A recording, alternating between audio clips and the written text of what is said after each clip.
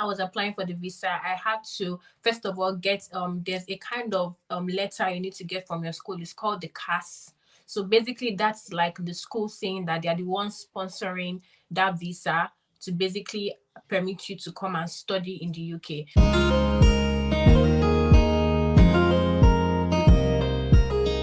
Hi, hello. If this is your first time of coming across this video or my channel or Rouge channel, hi, welcome to the very third episode of Lenses. So you may be asking what is Lenses. Okay, so through this video, we're trying to help people that want to move abroad, and by that, creators come on, they share their life. Based on where they are at, to kind of like help you gain much more insight to decide if that is the country for you or not. Obviously, this just a single video is not going to be enough. That is why you get the opportunity to reach out to this creator, check out content on their channel, and then decide, and then be able to kind of like make an informed decision. So on today's episode, I have the amazing Ruth on my channel. She's joining us from the UK. She's going to go on ahead and introduce herself, and I hope this today's session is going to help someone in one way or the other. So let's keep it rolling. Please kindly introduce yourself. Hi everyone, I'm so happy to be here. My name is Dolapo. I film about faith, beauty, and lifestyle. So if you are streaming from my own channel, you're welcome. Happy to see you once again. I'm happy to be on Anne's channel as well. I was really excited when Anne reached out to me for us to, film this video, and I definitely believe that it's going to really, help you when you watch it. So stay tuned to the end as well. So just a brief introduction about me. Like I said, my name is Dolapo. I'm currently living in the UK. I came to the UK to study a master's, and you will definitely know more about that as we go on in this video. Basically, I'm also a Christian content creator as well, and yeah, I'm excited to be here.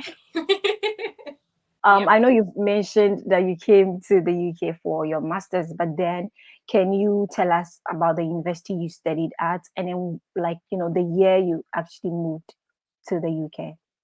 Okay, so I moved to the UK last year. That was September 2022, and I came and then I studied a master's because I'm done now. So I'll say I studied a master's in public health and international development in the University of Sheffield.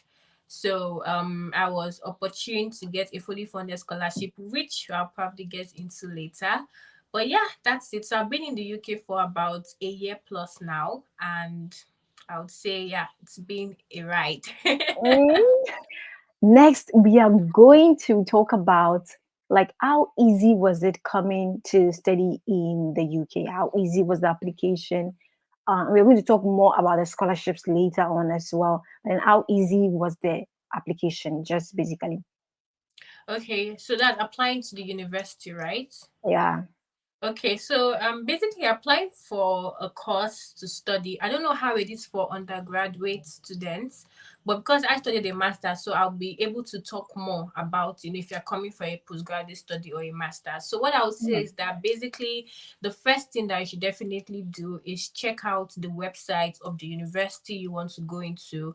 One thing I really noticed about the website is that they always have enough information that you need for what you like in case you want to apply. For example, they will show you the list of all the courses available. They will show you then their eligibility criteria you need to apply, the documents that you need to apply. And then even if you're like confused about okay, what is the course about? What am I going to be doing during my master's? They kind of give you like a breakdown of like the modules or like the topics that you probably be treating or that you'll be studying during your master's. So that's one thing I really do commend the UK the websites for, is that they always have enough information. So you just have to take your time, read through every information. If probably you already know the course you want to study, that's perfect, that's fine, you can just go straight into it. But if you're someone that you're still confused about, should I study this course or should I study that course, then you just take your time to read through both courses so you can have an idea of basically what you're going to be doing. So that was, for me, it was easy because I had already gone through in detail what the website was and what the website was saying about the course. So I had an idea. For example, the course now that I was studying basically involved going for a field trip. So that alone kind of enticed me. So I already had that information that, okay, this is what this course is about. So that's why I didn't just do a public health. So I did a master's in public health and international development. Aside from the fact that, okay, that course was actually eligible for the scholarship. Let's say, for example, I wasn't applying for a scholarship, but because I had gone through in detail what this course was about, I had seen that, oh, there was a field trip involved, and that was like, oh, wow, this would be a good opportunity or experience. So it's easy if you take your time to read through what you need to do and get your documents in place. Documents you will need, probably a CV, references, a cover letter or a personal statement, and of course your degree certificate, your transcript, those kind of things. Those are the kind of documents that you would need to probably prepare for. But definitely check the website of the school you want to study in. Yes. Oh, Yeah. okay, okay, okay. In the UK, I don't know, here in Italy, there's one particular site that kind of like helps students, Mm, called Universe Italy. I don't know, in the UK, do you guys have one particular website where students can kind of like find information about all the universities and coming to study in that mm. country and everything? Well, I know that there's a website called UCAS, but that's for like undergraduate students. So they can Okay. check the UCAS. So it's UCAS, UCAS website. It's like the Google of schools and courses. Basically, you can get more Mhm. information.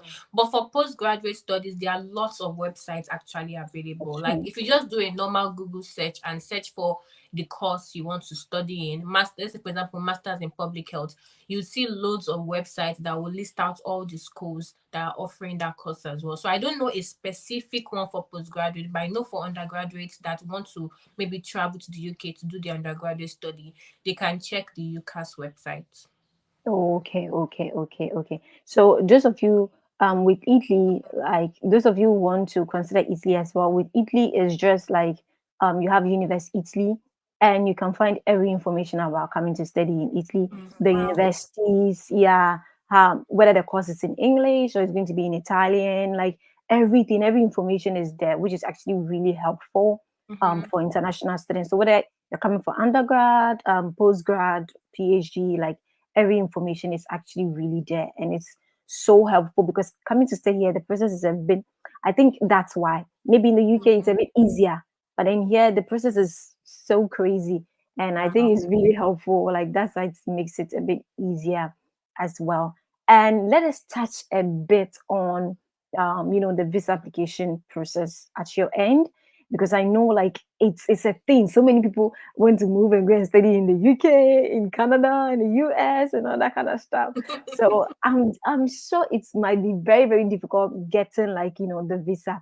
How was the process like? We'll just touch on a bit Wow. so that if they want to know Mm-hmm. more, they go check out that information Yeah, from the channel. exactly. I was going to say that the best place to actually get more information about that would be the UK government website. So www.gov.uk. You can get all the information about applying for a student visa.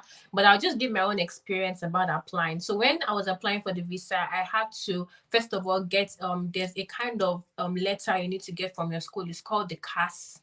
So basically that's like the school saying that they're the ones sponsoring that visa to basically permit you to come and study in the UK. So I had to wait for a while. Some universities do take a while. So that's why when you're planning to come, let's say you're planning to come in September, it's better to start your application on time. Although some courses have their deadlines for application already. But I would say that most times that cast letter is always, it usually takes a while sometimes. So I had to wait for that for I think 2 or 3 weeks for that to come true. And then even when it came true, it didn't show that I was given a scholarship. So I had to send it back to them for them to work on it again, had to wait again for them to send it through. So that was the whole time. So I was really anxious at that moment because I was looking at the time I had left to resume and everything. So after getting that letter, then the main thing is just to apply on the website. So or your basically your application for the student visa is on the UK government website. So you do the application there. Some people use agents to apply. If you feel like okay you need an agent to guide you, then please by all means do that. Some people do the application by themselves. It's usually quite explanatory, like if you just like go through the application form. But if you're confused about anything, it's always better to ask someone or maybe use an agent basically. So once you apply on the website, you send in your application, then you have to fix a date to come for your like your biometrics or something like that, basically, where you get like a capturing, and then you submit your documents, you scan your documents if that's what you want to do. Some people scan their documents from home and then they just go and get capturing and that's it. So once you do that already, also in Nigeria, getting a date for that biometrics or getting a date for that capturing can be a whole hassle. Like literally, Uh-huh. I was doing midnight vigil just to get a date, like so that if someone maybe cancel the date, I can quickly get that date. So it's actually that also takes a while, especially during rush period, like before September. A lot of Mhm. students are also traveling, so it might take a while to get a date. But once you get a date, that's fine. And sorry, I forgot to mention, you have to do your TB test as well. So I had to like do a TB test because that is also compulsory. The TB test, you can do it and get your result in a day, depending on the center you're going to. So once you have those documents, you have all your documents, your proof of funds for those who are not on scholarships. And like I said, I'm not an immigration agent, so I don't have all the information. But based on what I know though, this is how the application went. And then Right. within 3 weeks, it depends. I had to pay for a priority visa because my school was resuming, late September. And if I didn't do that, I'll probably be getting to school like in October. So I just had to pay for a priority visa because of the timing.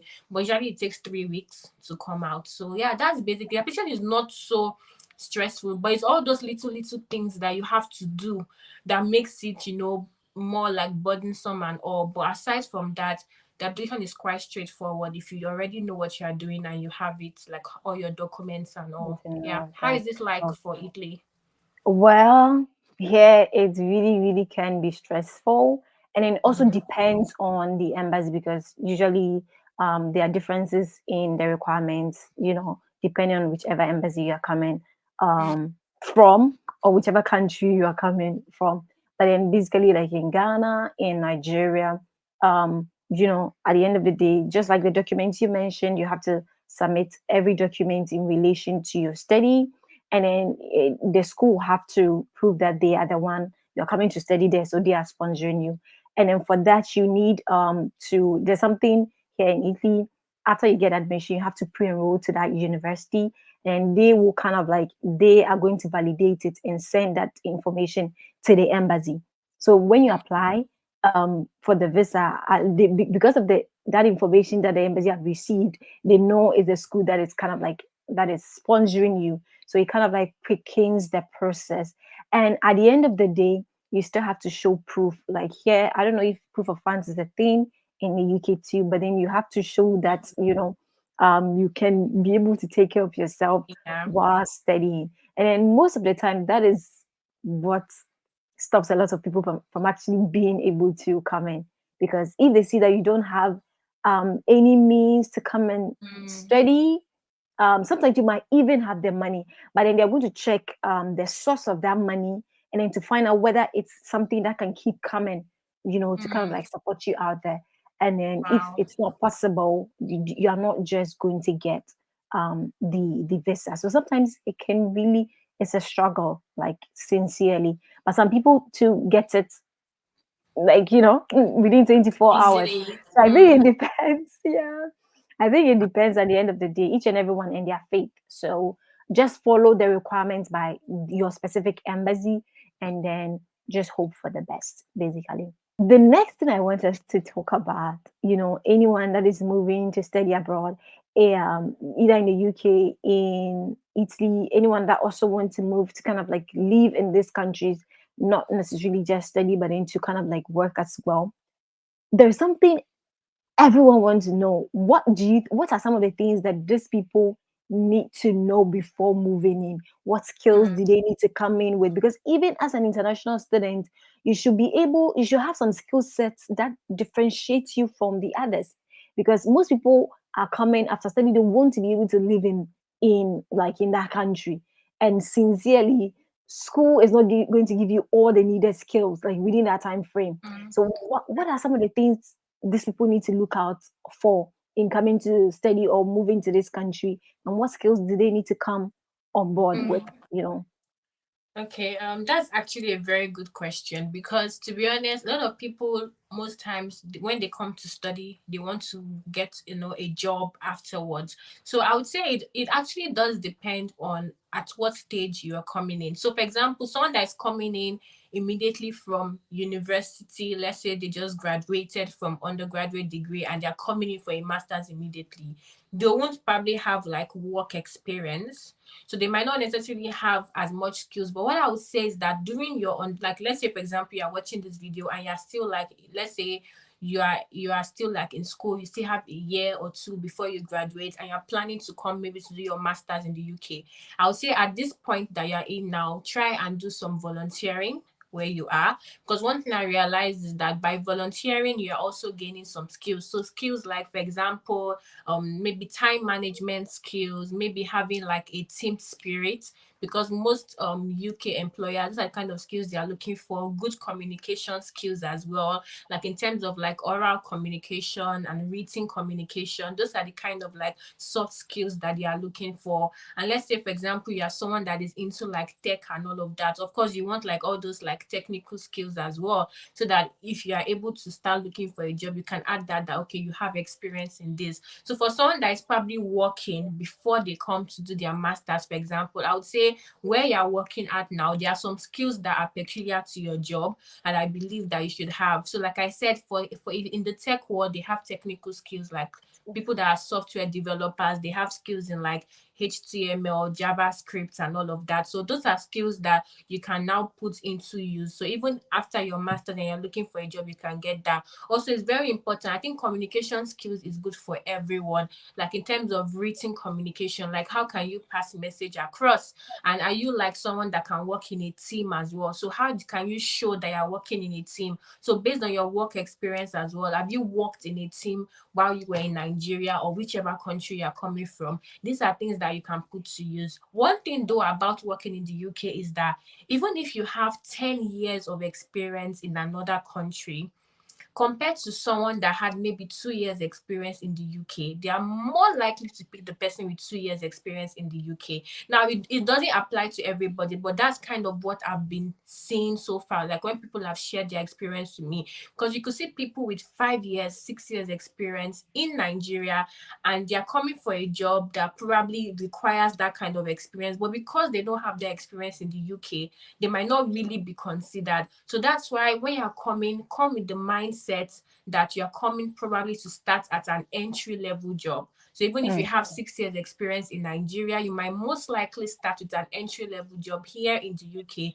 and then you can now start working your way up. Although it doesn't okay. apply for everybody, some people they are blessed, favored, lucky, and they can get a high level job even after their masters. But I'm just saying, like majority of people People. usually start with an entry level job. But of course, if you're coming as a medical doctor as well, it's even the same thing. As a medical doctor, you probably start from like the lower level before becoming, doing your residency or becoming a consultant and all of that. So that's what I would say. So basically just kind of building those skills and work your way up. When you start working in the UK as well from the scratch, also you start building those skills and building those experiences as well. Yeah. Yeah, yeah, yeah. Thank you so much for sharing that. It's actually true. I feel like when you're moving anywhere you consider moving to, I feel like it's very, very necessary for you to be open-minded. Like for my end, what I would say, if you're considering moving to Italy, like be open-minded, because the way of life in your home country where you're coming from, you're most definitely going to experience something different out here. So like be more open-minded and be willing, just like Ruth said, be willing to start from the bottom. Because Yeah. sometimes, yeah, it will happen. sometimes you have to start from somewhere you are not really like expecting, but then build up the necessary skills, because most employers, it's actually true, most employers will pick people that have a little bit of experience in their country than someone with more experience coming from another country. And Mm, then with skills that I'll recommend is like pick up tech skills. Now it's really a thing. Like mm, you're going to get a job, a well-paid job, if you have tech skills. So that mm. is one thing you definitely need to look at. Digital marketing is also a thing now. Now let us talk about scholarships. You at the beginning you did mention the fact that you came in and you studied on scholarship. So let us look at, like, the number of scholarships in the UK for students. Yeah, let's quickly talk about that. Okay, so I do have like a whole video that Yes. talks about how to apply for scholarships. So I would do recommend check that out on my channel. It's actually my most watched video on my channel actually. So you would definitely see it there. So I really talked a lot about how to apply for scholarships, but I'll also like share a few tips as well. So yeah, I did come on a fully funded scholarship, and I would say like when it comes to looking for scholarships, like I also shared in the video on my channel, that it just basically starts with a lot of research. So you have to do loads of research as well. And also there are a few websites that you can check as well. One of the websites I would say is opportunitydesk.org. So basically it doesn't just show UK scholarships, but scholarships, anywhere else as well, depending on where you want to go to. So you just basically have to do your whole research. So there are different types of scholarship. We have the government scholarship, and we have the university scholarship. So the university scholarships are those scholarships funded by the university themselves. Now, when it comes to university scholarships, there are few universities that are able to offer fully funded scholarships, and it's Mm. mostly and majorly those big, universities like top 10, top 20 that are able to afford, to fund students on a fully funded scholarships. But what they do is that for other universities that are not able to, they give you like a part scholarship. So maybe, for example, they'll say that they'll cover maybe 20% of your tuition fees, or 30% or 50%, just like a part-time scholarship. So some what they do is that they will tell you that they will fund only your tuition fees, but then they're not going to fund your maintenance allowance. That is like basically your living expenses as well. So it just depends, and that's why you have to do your research and kind of source out those universities offering the one you want basically. For government scholarships, on the other hand, they are the ones that are the popular ones, like Commonwealth, Chevening, the Erasmus Mundus. All those ones are like government scholarships that they are able to fund, 30 students, 50 students on a fully funded. That is your fees taken care of, your living expenses taken care of, even sometimes flight tickets as well, accommodation allowance. They have that kind of capacity, so they are able to do that. So if you are looking for a government scholarship, those ones are more competitive because more people are applying for that. So that's when you have to basically do your due diligence as well, your research as well, check the eligibility criteria, because for some scholarships, if you don't meet the eligibility criteria, there's no point applying for them basically, because over here there are no sentiments. If you don't meet there are thousands of people applying. So if you don't meet the eligibility criteria, they move on to the next person basically. So you have to check it that you meet the criteria, and you have to, most times those ones, they will always ask you to write like a scholarship essay, or to maybe answer some questions in an essay format basically. So you also have to make sure that you sell yourself using that, opportunity on the scholarship essay as well. They might have their own criteria they used to pick. I'm not involved in that, so I don't know what they used to pick, but I do know that, just make sure that you fit the eligibility criteria, you write a very good essay as well, and just hope for the best. So but if you want more details and more information, then do check out the video on my channel. And yeah, Yeah, that. yeah, guys. I also suggest that, like, if you're considering the UK and you're looking to get a scholarship, you definitely should check that video out. And I'm sure even she also has a video on her experience about the visa and all of that. Her channel is the best place for you to actually check out, because we cannot just talk about all of that like in a single video. But then out here in Italy, like, there's this possibility where you can even study for almost free. Okay, because there are so many scholarship opportunities. And then I'm going to tell you later when we talk about, like, student jobs. I'm going to tell you the reason why you can get to study for almost free. But then there are several scholarships out here in Italy for, for students. We have the governmental scholarships, the university, and then the departmental scholarships. And these are merit-based scholarships, and they're going to, you have to be able to meet the criteria for you to be able to be selected. But then we also have another form of scholarship, which is just based on your family, like your family income. So those are the regional scholarships, and then we have it in every region in Italy. For this, they're not going to consider like whatever CGPA you graduated with. They are going to look at your family's economic condition. Oh, So wow. the poorer you are, the more money they are going to give to you. But then this you cannot just tell them I'm from a poor family. You need to be able to provide document that shows that. So they have their specific requirements, and Mm, then with this scholarship is going to cover your feeding, it's going to cover like your tuition. You're going to get almost like, it depends on how much you declare. mm, So yeah, it covers your tuition, your feeding, your accommodation, and then they also give you money, and then your meals as well.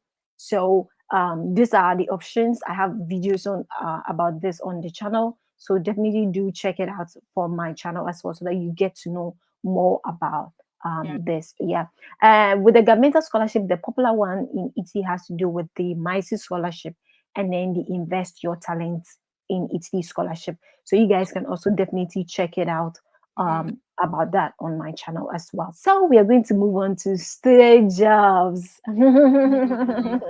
That's the one that everyone is always like interested in. Yes, like how easy it is getting a student job in the UK. Huh. Well, to be honest with you, A I would well say paid. A well oh, well-paid student job. That one is tricky. To be honest, I won't say it's difficult, and I won't say it's easy. I'll just say it's Okay. like in the middle, and it Mm-hmm. depends on a lot of things. Depends on what kind of job you're looking for. Like in the Yeah. UK, the care jobs are more popular. Hmm. So when it comes to, if you are willing to work a care job, I think within a month on average, I think on average students do get a care job within a month.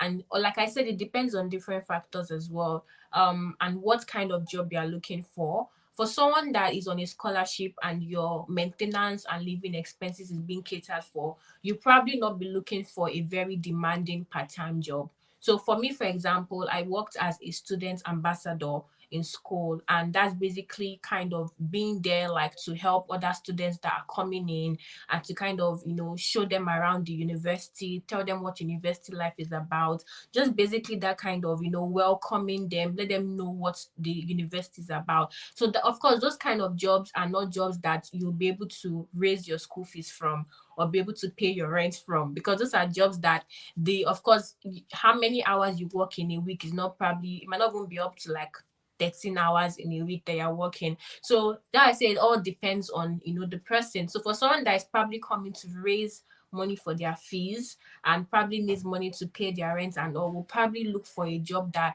they can work up to 20 hours per week with. Because in the UK, thank God I remember to mention that in the UK you have a limit of 20 hours per week to work. As at now, I don't know if it's going to change, but I know that while studying, that was the limit that we had as as a student. So 20 hours per week, to be honest, it is not enough to raise up school fees and all of that. But there are people that do it and they are able to do it. So what I would say is that definitely to start preparing yourself, just prepare your mind that some people think that once they come and land in the UK that same week they'll get a job. It doesn't always happen that way, to be honest. There are so many other things involved, because now even as a student as well, if you're looking for a good paid job, I think the minimum wage is about maybe 11 pounds or 10 pounds. I can't really remember the minimum wage now, but if people work in supermarkets, people work in factories, people work in like maybe beauty supply stores, people do care jobs, like I said. So it just all depends on people working like McDonald's or other restaurants. So as a student, it just depends on your capacity. And some people have responsibilities, and like some people come with their family as well. So that Hmm. also influences what kind of jobs they can get and that they are willing to work. So like I said, it's not easy, it's not difficult, but just have at the back of your mind that it may not come as immediate as you want to, but eventually you should be able to get a part-time job. Yeah. Job. Yeah, yeah, yeah, yeah. And this is what I'm going to tell you the reason why I made mention of it when I was telling you guys about the scholarships.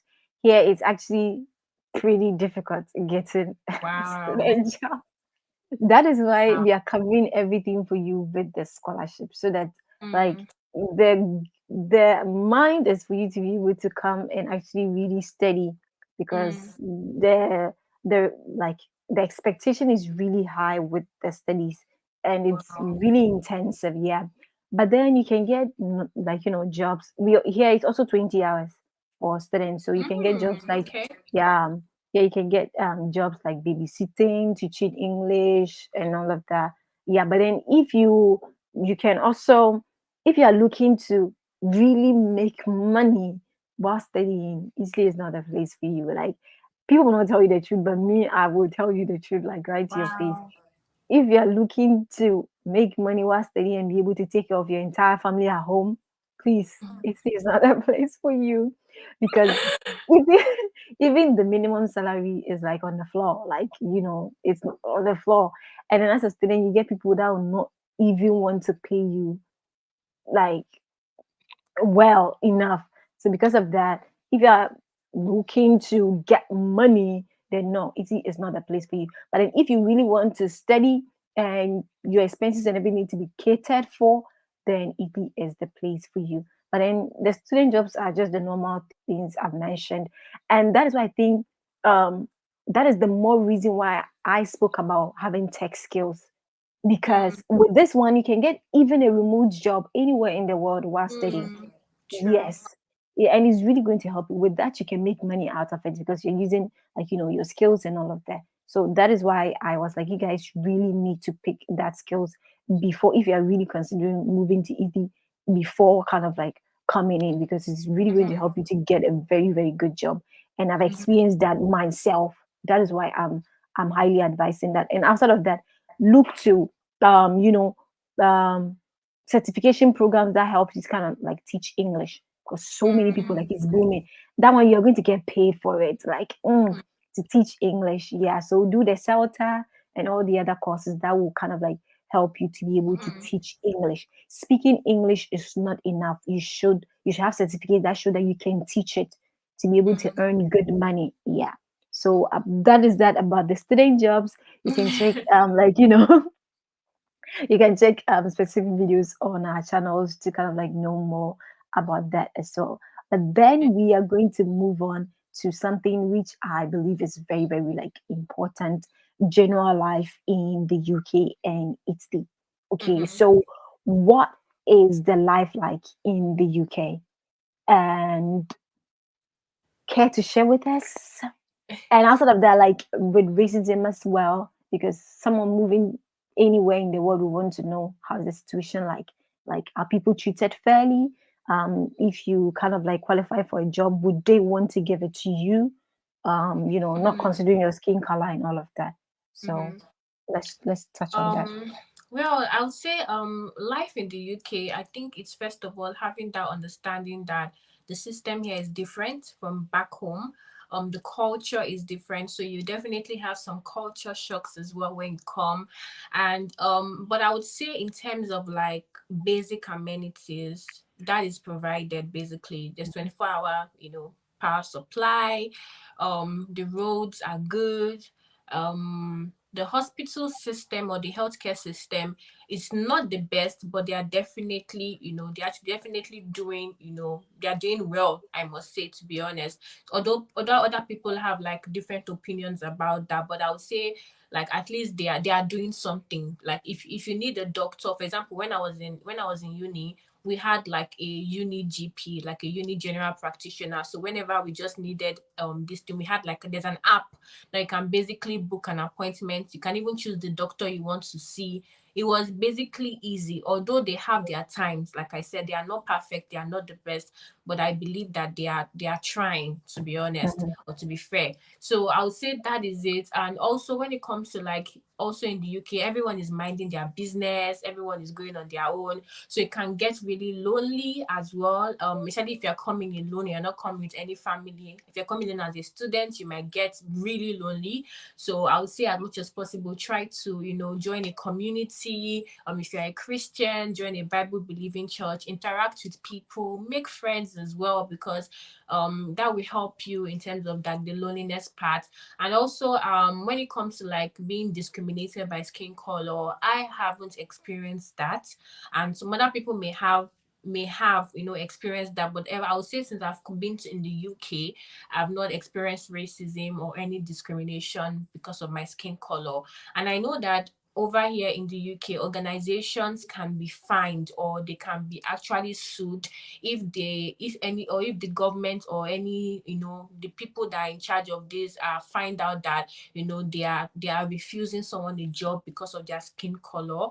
That is actually not accepted in the UK. Like even when you apply for the job, they will let you know that they will not discriminate you based on your skin color or your gender or if you have a disability, because they would even provide support for you if you have a disability. So that's one thing I've noticed here in the UK while applying for jobs as well, that they won't discriminate you based on your skin color. Maybe some organizations do that I'm not aware of, but I'm not saying that, oh, they are all perfect and there's no one doing it, but to my own knowledge and understanding, because someone else may have experienced that I'm not aware of, but based on my own personal experience, because disclaimer, I'm speaking from my personal experience.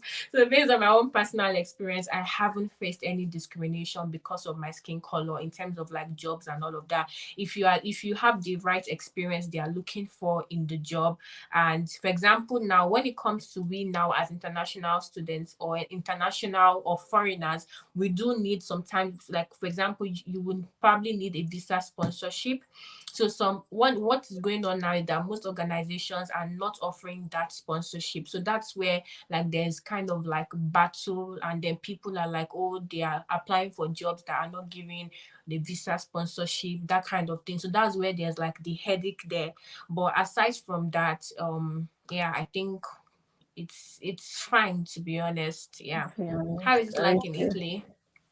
Well, just like you mentioned, like life here is definitely different from like our home country. So you're definitely going to experience like shock because you're like, okay, I'm not used to this. Like, yeah, but Mm, in here, people really do mind their business. And so if you're the type where you just want to be in other people's business, or you're not comfortable doing things on your own and all of that, you're really going to struggle out here. And then it's true, mm, it does get lonely. So I highly suggest you really keep in contact with your friends and your people back at home. So mhm, you keep touch with them, and as much as you try and keep in contact with them, try and also find community here. But mhm, please don't just like I just want to find community. So even if you are trying to how do I say it, don't put yourself in spaces that you feel like the people are not really the community you want to be you around. want to be, Okay, yeah. yes, so if you're a Christian, don't just try moving with people you don't spiritually feel aligned to, just because you want to overcome the loneliness and all of Yeah. that. And yeah, outside of that, with racism, it basically depends on where you live in. Okay, whichever city you're going to live at, is it depends. And then no two people have had the same experience in Italy and then anywhere else in the world. So Mhm, someone else will not experience discrimination, another person would. So just keep an open mind. And then what I will say is, whenever you experience anyone like acting weirdly towards you because of your skin color, please stand up for yourself. We mm, have to learn to we have to learn to start standing up for ourselves, because you are no different. Like, you're human, and then people need to treat you with respect. So if mm, you apply to a job and they don't pick you, try another opening, try another place. Like Mm-hmm. people are actually you're going to get a company that will pick you for the skills that you have. And then Mm-hmm. yeah, so just keep trying. And I don't want that to kind of like stop you from moving to a country, because wherever you go to in the world, let me tell you, you are going to experience racism. And there are people that you're going to experience that you feel they're acting weird towards you because of your color. But some people, they are just rude like that. They are Yeah. rude to everyone, their own skin color, everybody. They are just rude like that. So they are just, that's how they are. So when you have that at the back of your mind, it helps you to be able to move anywhere Mm-hmm. and keep an open mind. And then when Mm-hmm. people try to treat you poorly, you stand up for yourself. Okay. Mm-hmm. So that is what I'm going to say about that. So away from that, let us talk about like average expenses. We've spoken about Mm-hmm. jobs and other stuff. I want us to talk about average expenses in this country, because yeah, we really need to know how much, like on a monthly basis, will you spend on transportation, feeding, rent, and all of that. This is actually very important information for people looking Mm-hmm. to kind of like move out here. Yeah. Yeah, true. I would say now, the kind of expenses that I'll be giving is for a student who is living alone. Mm, Because definitely someone who is coming with a family will spend more than someone who is coming alone as a student. So based on my own personal experience as a student who was living alone, what I would say is that majority of what takes your money in a month is the rent. Now over in here in the UK, if you are a student, you either have the opportunity to live in a student accommodation. They are called student halls, and there are lots of student accommodation. Actually, where I am, city I am, there are lots of student accommodation. So once you get the student accommodation, usually the bills are included in the rent. So that means you don't have to pay extra for bills. But if you are living alone in a private accommodation, you have to pay for rent and pay for your bills. And your bills are, of course, calculated with how much you use light or water and all of that. So for a student living in a student accommodation, the average rent is about within £350 to like £500, and that's of course including your bills. Then when it comes to like transport and I shared it in one of my videos as well. I believe by the time you're watching this video, my other video, my Q&A video would have been, uploaded as well. So I shared it in my Q&A video about life and study in the UK, that transport depends on you as a person. Like when I first came to the UK, I was flexing, I was using bus, using tram. People were telling me that time, they were like, Dolapo, walk, walk. I said, no, I cannot walk. I wasn't working in Nigeria. Come on, I was driving in Nigeria. I cannot come and be work. Nobody taught me when I saw how much I was spending on transport. The transport for like trams here is like £2 where I am.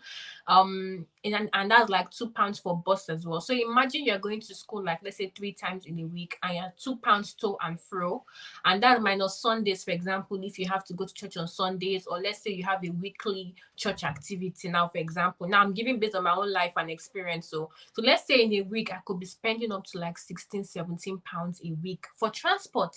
Now if I work, I can save that money, and that money can be put into other things. So what I would say is that yeah, transport does take, it accumulates, and actually you could be finding yourself spending up to like £100 a month for transport. So if you're a student, I would just advise you to walk to school. If your accommodation is a walking distance to your school, definitely walk.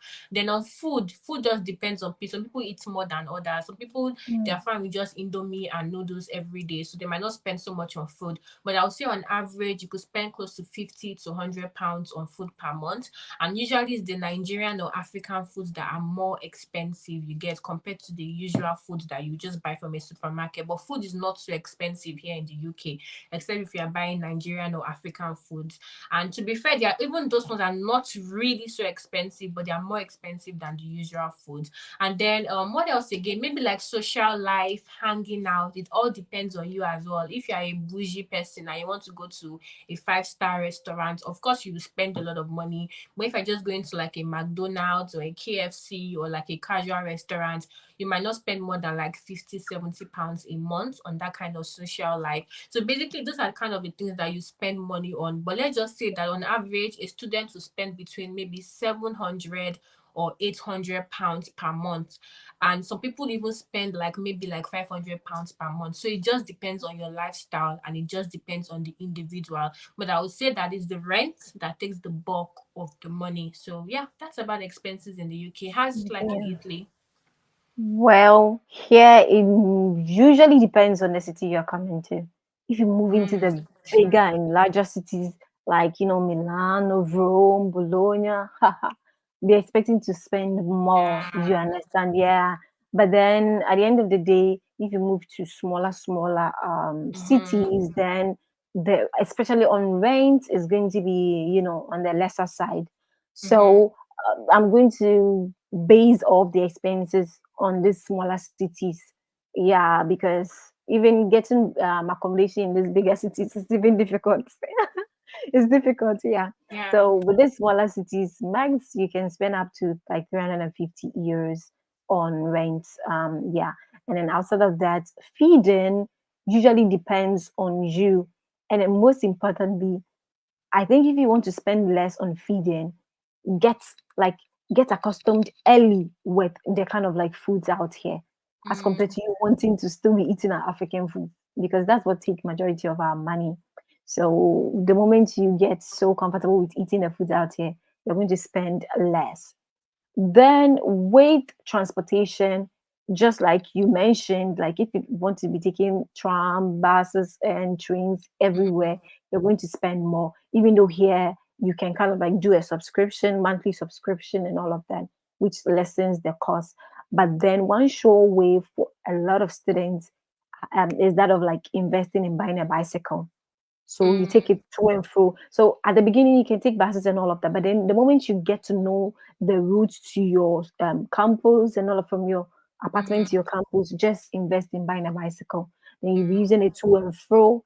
And then when you're done and you want to move elsewhere, you just sell the bicycle like that. And at least you get some returns on that, like whatever the amount you've invested mm. in buying the bicycle. Yes. So with that, that is what I think then about nightlife and all of that, hmm, like you really have to be very strategic. If you want to be spending every time on pizzas and all of, you're like, I've come to Italy. I've been hearing about this pizzas. Let me just try it out. Yeah. You will just be wasting your money. Ah, You will just spend all your money. So it's honestly. good for you to strategize like how to spend your money on Mm, outings and all of that. And please watch out. Here is different from maybe Nigeria, Ghana, or wherever we are coming from. Here, when someone invites you to a program, best believe you're going to pay you're for gonna your pay. portion. You're going to Yeah. pay for your portion. So don't Yeah. think, my friend invited me. It's my friend that is going to bear the cost. So you carry your purse and everything. You are ready to eat. You won't take anything with you. You will embarrass yourself. If you're Mm-hmm. going for an event and you don't have money, please just ensure, find out from the person whether you'll be paying. If you'll be Mm-hmm. paying, then you know if you cannot get the money, you stay in your house. If Mm-hmm. you can get the money, then you go. I believe that's one thing that's going to help you a Yeah. lot. If you keep saying yes to outings, you get there and then you have to pay for each and every of these outings. And then necessarily at the end of the day, you might spend more. So that is one thing you should Yeah. also look out for. So that is it. We have like full videos on our channels about expenses in Italy and Yeah. in the UK. So please do check them out. I'll try as much as possible to be leaving the links to this video so that you don't find it difficult going to search on the Yeah. channel. True. True. Yeah, we'll leave the links in the Yes. description so that it kind of like Yeah. helps you to navigate them. Okay, now that we've touched a little bit on, what to expect and then racism and all of that, I want us to just touch on, the dating life in the UK and then in like in Italy because ha it's part of life. It's part of life. And then people True. coming in, True. they actually need to know. Yeah. True. People need to know what they should expect. Obviously, we are not dating, we are not coaches. We cannot tell you everything. We've not experienced everything out here, but then at least a little bit that we can touch on. So, what's dating like in the UK? Is it like Nigeria? Is it like Hmm. Ghana? I'm really thinking of how to answer this question because I'm not currently looking for Oh. that dating experience in the Mhm. UK. But I would Mhm. say, based on like maybe people that have kind of talked about it, what I can say for a sure fact is that most people say that it's difficult to date in the UK, or I think not just UK, like abroad in general. Guys have complained about is that, in Nigeria, a guy can easily walk up to a lady on the road and say, hi, how are you, Yeah. that kind of thing. Can I get your number? Here in the UK, they can easily say that you're harassing them, and before you know it, you're sent to jail. So I feel like guys are kind of, maybe careful in that aspect. So maybe when they're like in an event or in a gathering, then they can. I think ever since I've been in the UK, it's only once a guy has actually had the boldness and courage to stop me and be like, "Oh, hi, can I have your number?" And I was like, "Wow, like this is the first time." And maybe he's just someone that, is just probably that's how he is, just a free person and all of that. Most Nigerian ladies probably say that, oh, that most of the guys here are probably either married or already in a relationship. Like that's what I hear most times from them. So I'm like, oh, that's difficult, and to be honest, I just believe I'm a Christian, so I believe that God has great plans for you. So God will definitely divinely connect you to someone. There are people that have met their husband here in the UK and they're happily married. So, like I said, it just depends basically, but it doesn't mean that there is no way at all you can date someone or marry someone here in the UK. People are having happy married lives, and it's with people that they met here in the UK. So just pray for God to connect you to your own, divine spouse. And yeah, I think that's it. How is it? I'm really interested to know how is it like in Italy, please. Well, I don't know if it's like a thing, but then I feel like it's actually really like a thing out here in Europe, where so many people do not, our African setting, we believe in marriage, how sacred it is and all of that. But then, out here, so many people actually do not believe in marriage. Let me be very, very honest with you. People don't believe in marriage. People don't believe in waiting until marriage. So if you are the type that you're coming out here and then you have that expectation, I believe in marriage, I really want something serious. So many people are doing this dating game, like, sleeping around here and there, sleeping around, we know each other for 2 weeks. Oh my dear, let's move in together. And then they're just okay. Yeah. So that is one thing you should, I think you don't have to come in and just come and meet it as a surprise like that. You need to know how it is. So if possibly you have someone serious at home, please hold on to that. I know distant relationships are also difficult, but if that person is, you know good, and you see the future with that person, please Hold don't, on, yeah. step. Yeah, but then most definitely, see, it can happen anywhere. We don't know everyone. We've not experienced everyone, so definitely, there are people that are actually finding their spouses out here and all of that. But then you should also know that a number of people are just in a trial and error season. So many sleeping around and all of that. So if you're not comfortable with that, then I feel like you should hold on to whoever you have. And then, even if you don't have anyone, when you come out here, please still hold on to what you believe in. And definitely, you're going to find someone that also believe in what you believe. But then don't settle. That is what I would like to say. Yeah, Do don't not settle. settle. Yeah. Yeah, don't settle, and then don't settle for whatever reason, just because you want to have someone, you want to overcome the loneliness or anything at all. Just do not settle. Mm. And that is all I want us to quickly touch on. Like, we're getting to the end of the conversation. And then, guys, if this video has been helping you so far, please leave a comment, And leave a subscribe. comment and subscribe. Yeah. So I want us to quickly touch on how easy it is getting a student job like after graduation, and also particularly how easy it is remaining in this country, because most people are coming out here, they don't have plan of A going back. plan. Yeah. They want to come here, finish studying, get a job and remain. So how easy it is, because I believe this is a very, very important topic to talk about. Yeah, definitely. Well, what I would say is that from my own experience and what I've seen is that before, definitely have a plan before you come. Some people just unfortunately come carry their families at well with no plan. And I'm like, come on.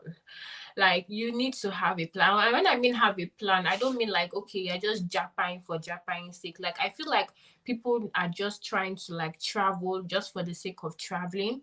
And then they Yeah, now come and realize that it wasn't what they thought, and then they struggle, and then sometimes some people even still go back because they realize that they were even doing better back home back than home. when they traveled. So that's why I said it also involves having a plan.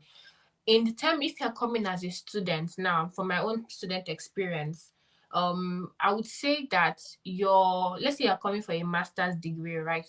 So whatever you have done in your undergraduate degree, what I would say that that comes to good use as well.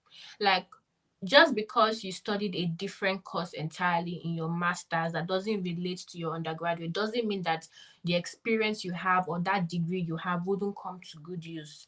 Because when it comes to working after you're studying in the UK, you have different plan. You have plan A, plan B, plan C, plan D, plan. You will have so many backup plans because you don't want to focus just on one. Like I've seen people who have a medical background and they are working as data analysts, they are working as, software developers, they are working as graphic designers in the UK. That's because of, having, like you said earlier, like gaining those kind of skills as well. So what I would say is that as much as possible, like aside from even using your undergraduate degree, also have some skills as well that you know that okay, if at any point maybe a job is not forthcoming for this degree, I can always still apply or have experience and skills to apply for another job. And I feel like that is very, very, very important for people that are probably medical doctors. Of course, the healthcare sector here is quite like open, so more people that are into like healthcare, doctors, nurses, care workers, it might be easy for them to get a job compared to like other fields and all of that. Okay, yeah, But at the same time, even if you're not a doctor or a nurse or whatever, I would say while you're doing your masters, gain other skills. For example, volunteer. Like when I was doing my masters, I was volunteering a lot. I volunteered in like about three or four like international charities. And why did I do that? So that I can have options. So even if I don't like I don't use my undergraduate degree or my master's degree, I can always use the experience I have from volunteering as well to apply for jobs that are related or in that sector as well. So that's what I would say. Also try and volunteer as well. Volunteering gives you skills, volunteering gives you experiences. And one thing about applying for jobs in the UK is that they do count your volunteering experience as also a good experience as well. So even if you don't have a work experience where you're getting paid, if you have a volunteer experience, they actually do count that as well because they believe that you have gained the necessary skills even while volunteering and you have gained the necessary experience. So don't just come and study and you're just studying, you're not volunteering, you're not working a part-time job that is probably similar to what you would want to okay, do afterwards. So I would say that that's very important as well because like you said, the job market is very competitive. So it's how can you stand out amongst every other person, and in most times it's your skills and your experience that makes you yeah, to stand out. So that's what I would say. It's not entirely so difficult to get a mm-hmm. job after. It may take a while, it may take maybe few rejections or a lot of rejections actually, but eventually you will get something if you just keep revising your CV, revising your cover letter, check maybe there's something wrong, send it to people that will proofread it for you. Let the second eye basically see your CV and your cover letter so that you can be able to know, okay, am I applying for this job the right way? Because most time people don't get the job because their CV does not really sell them or their experience. Their CV may not even relate to the job they're applying for. People just Involved. do math. They'll use the same CV for thousands of applications. That cannot work. Your CV has to be specific to your application. Although I don't want to start talking about CV and all of that now, but there are different Yeah, factors that come into play when it comes to getting a job after. Some people find it easy and even before they graduate, even before their course ends, they do get a job. Some people have to wait like a year, 2 years before they get a job. So it's really varies, and these are very. just helpful tips basically to help you. You Yeah. okay, okay, okay. Here in Italy, like I would say, like it just depends. If you want to remain here, it's easy. Like after uni, obviously you're going to get, you have 1 year to kind of like get a job. Okay, so Mm-hmm. within that year, one thing I love about it is the fact that within that 1 year, any kind of like full-time job at all that you get, Mm-hmm. as long as you get that job, it can help you convert, like from a student to a Mm-hmm. work permit, and then just Mm-hmm. remain here. Yes. So Yeah. even if at the end of the day you do not get a job related to the field you graduated like Mm-hmm. in, that's okay. Like Okay. it's okay. Any other job can help you convert. But then while you're trying to manage it, try and also be looking for jobs in your field. So at least you Yeah. utilize your certificate and all of that. And Yeah. yeah, so that's one thing you should basically know Look as up. well. I just want to add something to that. So in the UK as well, one another tip I'll give is that most times your university, if you are studying, they usually have like career fairs. So Mm-hmm. basically that's when they invite different organizations to come and talk to students about their company or their organization and what jobs that they offer. So I would advise that you go for those. Like for example, I went for all the career, not all the career fairs, but like when I first came, like every career fair I saw that was happening in my school, I was going for it because I wanted to know what options I would have. And it was even through the career fairs I found organizations to volunteer with. That was where Okay. I found organizations to volunteer with. And I was even bold enough. We had like a guest lecturer that came as well who had like an NGO. And I went up to her and I told her, "Oh, can I volunteer in your NGO?" And she was like, "Yeah, sure." So I'll grab those opportunities as well. Okay. Like be confident and be bold enough to, if you find an opportunity, take that opportunity as well. Don't be scared. Don't feel like you're not good enough, or don't be less confident about yourself. Also, another thing about jobs, after most students that do get jobs after, they do get like graduate jobs. So graduate jobs are like jobs that are for students who have just recently graduated, maybe within 1 year or 2 years, just depends on the organization. So if you're a student as well, maybe currently, and you're looking forward to getting a job after your master's, start looking out for graduate jobs. Graduate jobs are like entry level jobs. So that those ones are not really looking for you to have 5 years experience or 3 years experience. They believe that you are just graduating. So they expect that, okay, you don't have that much experience. So when you have a graduate job, that graduate job then gives you experience, so that if you now decide to, go for a higher job later, you have experience in the UK. And some of these graduate jobs, they still retain people. So even after your graduate, job employment or contract is over, they might decide to still retain you for another Yeah. position in that company. So definitely look out for like graduate jobs or internship jobs as well after studies. Wow. Yeah. Okay, okay. Thank you so much for sharing that. So, like anyone that is like I've been listening to this point, like you want to say thank you for staying through.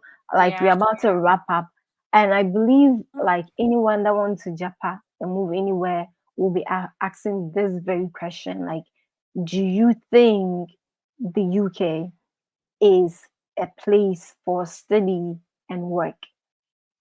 Hmm. From my own personal Experience. experience, I would say yes. Why? Because going through school and university here in the UK, I would say that the educational system is quite good. You do get a lot of support as a student. For example, if you're a disabled student, you get disabled or disability support, you get academic support, you get financial support as well. So I would say that yes, because in the sense of support, because as a student, you do need support during your studies. And I feel like I can't speak for all universities, but the University of Sheffield, where I studied, and I'm not trying to like advertise my university, but I'm just giving my own experience basically studying there. I did get support, basically like academic support. I had a personal tutor that was always willing to like help me. I could always reach out to her if I had any difficulties, because the system was different for me. So when you first come to the UK as a student, you'll be confused, like because things are different. The system is different from back home. So I feel feel like having that support is very essential. The amenities as well that were available in my university at time as well made it easier to study. There were libraries open 24/7, 365 days a year. So that was easy. Like you had libraries around to help you facilitate your study. The libraries had like computer systems as well. So even if you didn't have a laptop, you were good to go, because although so there's sometimes that the libraries are filled up during like exam periods. So that's when your laptop comes in handy. But aside from that, you have like system. You can even borrow laptops as well if you don't have a laptop. So I feel like these things are things that help in your study. So that's on the study aspect. On the life aspect, like I said earlier, the basic amenities are here for you to kind of have a comfortable life. And if you're someone that is contented with what you have, you basically live a comfortable life here. You don't have to have millions of of pounds in your account to be able to live a comfortable life here. So that's what I would say. Safety wise as well, I would say it's a bit safe as well. People do walk around in the night, they walk around on the streets. And it also depends on the area, to be honest. Some states, some cities might not be safe. Of course, the busy cities might not be safe to like walk out in the night or in the middle of the night. But those are the things I would just basically summarize about life and like study in the UK. I would say, Mm. and I would definitely recommend someone, if you are looking to study in the UK, I would say yes, it could be for you. And I was like, some people do come here and they find it difficult, they struggle and they go back. So it's still really individual. But based on my personal experience, I would definitely say yes. Finally, we're just going to drop our handles so that you follow us on Yeah. our various social media handles. Root Go First, so Okay, that anyone who so wants to. you can find me on YouTube. My name on YouTube, on my channel, the name is Dolapo Adu. You can find me on Instagram as well at Dolly Deeves. Majorly, if you want to contact me, you can contact me through email as well. I'll drop the email in the description box as well. But yeah, that's it. Yeah. Okay. For me on YouTube, I'm Royal Anne. And then obviously, like on Instagram, you can find me on Instagram as well. You can only find me on Instagram and on YouTube. So on YouTube, Royal Anne. And then on Instagram, I am, it's just Anne. Okay. So I'm going to leave the details as well in the description so that you do check it out. And then if you want to reach out to me regarding anything, because I did mention at the beginning, I do help students to kind of like move in for study and all of that. Yes, so you can send an email to me at info.royalan@gmail.com, and then that is it. So that is it for this session. This session of lenses. We are so excited. Like this was really, really good. We're able to Yeah. share like fantastic stuff with you guys. So you can always Mhm. reach out to us and ask more information about Yeah. wherever you're trying to move to. So that will be it for this session. We'll see Yeah, you if you actually in made it next. to this point, thank you. We know Yeah. that it's long, but thank you for getting and sticking with us till this very moment. And yeah, don't forget to like, share this video to someone. Trust me, there's probably someone that's probably thinking of, do I want to study in the UK or do I want to study in Italy? This video will be helpful to them. Do share this video, like, and please leave in your comments as Like, well. We want to see your comments. And of course, subscribe to my channel, subscribe. subscribe to Ant's channel as well. We'll be really grateful. And hopefully, yeah, I and Ant bring more collab videos for you all. So thank you Yeah. guys. Until the next time. Bye. Ciao. Bye. Ciao. Bye.